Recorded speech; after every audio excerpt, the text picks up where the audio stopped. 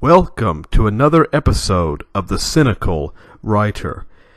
In today's episode, I would like to discuss the obsession over genre classification. Now, I'm not saying that classifying stories by genre is bad necessarily, but some people can become obsessed with it to the point where they won't read anything that doesn't fit the genre that they prefer, which I think that such a perspective is very limiting, because you need to read outside of your comfort zone.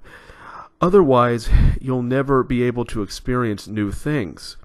You'll just keep reading the same types of stories over and over again, and you'll never grow as a person, as a reader, or even as a writer. And the thing is, the most complex stories can usually fit into at least 2 or 3 different genres. That's why when people ask me, what genre is your story, sometimes I can't always give them a clear answer, because a lot of my stories can fit into at least 2 or 3 different genres. For example, my most recent book, Empty Sounds of the Wind, it has aspects of being a horror story, because the main character is disfigured, but it also has aspects of being a drama, because it's basically about a conflict between father and son, and about how they resolve that conflict. At the same time, it could also be considered a suspense novel, because the main character is trying to uncover a dark secret in the story. So, my book has a lot of different elements to it. That's why I can't always classify stories by genre, because not everything is black and white. Sometimes you need to investigate things. You need to analyze, every aspect of a story so you can make a proper determination. But a lot of people don't want to do that. They just want to know the basics of what something is. They don't want to have to work to discover the truth. They would rather have everything basically handed to them on a plate, so they don't have to do any work.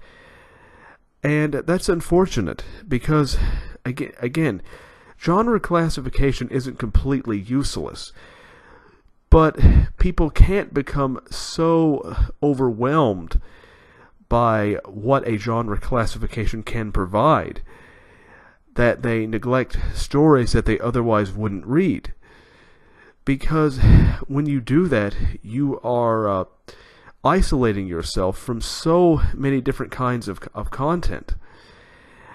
And I think that you just need to observe stories in a more nuanced way. Otherwise, you're basically cheating yourself. But again, that requires a very experienced reader to do that. A lot of amateur readers or young readers, they want, everything to be a product, basically. They basically view books that way. Every type of book is basically a product that they can consume. They really don't see literature as an art, because if they saw it as an art instead of as some type of commercial product, then they wouldn't really be concerned with things like genre, because a story should have merit regardless of what genre it's in. That doesn't mean that I myself don't have genre preferences. Personally, I prefer horror stories, mystery and crime novels, and also classic literature. But that doesn't mean that I only read those things. I also read fantasy literature. Sometimes I read literary fiction. Of course, literary fiction isn't clearly defined. It's basically anything that has literary merit. But who are you to say if something has literary merit? I mean, that's basically subjective. So I actually don't like the term literary fiction, because it just hasn't been clearly defined, and I don't know if it ever will be clearly defined. So I think that you just need to stop obsessing over things like genre, because ultimately it's the substance of the story that matters at the end of the day. And that's why I really don't care what the genre of a book is, unless it's erotica, because I will not read erotica on moral grounds. But other than that, I'm pretty open-minded. I will read all kinds of different types of literature, and you should too. You need to expand your horizons, because a lot of people don't. They want to stay within their comfort zone, and anything that makes them uncomfortable, they don't want to have to deal with that. And I know that genre classification can be good for marketing and things of that nature, but again, it's hard if a book can fit into multiple genres. It's hard to pin that down sometimes, because if I say it's one type of genre, then you might be disappointed if the book doesn't fit that type of genre exactly. So I think that labeling my books by genre doesn't really work, because no matter what I label it, some people will be disappointed because my books can fit into several different genres.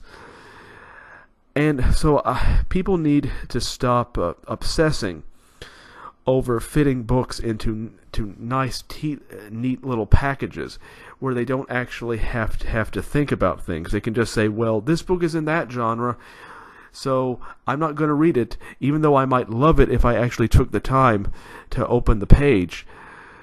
So I think this all basically comes down to people being shallow. I mean, it's kind of like some people, they'll judge you by a first impression, even though the first impression might not be an accurate representation of who you are as a person.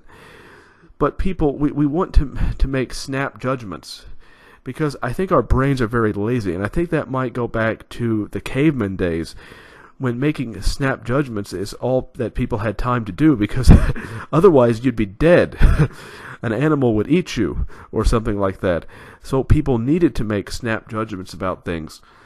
But in the modern age, people no longer have to do that, and they shouldn't do that. So I just think that the most complex types of stories have multiple layers to them, and they can fit into multiple genres. In fact, if one of my books can only fit into one genre, then that story probably isn't worth writing at the end of the day, to be perfectly honest. So I hope you enjoyed my speech for today. Next week I will return with a different topic, and until then, goodbye.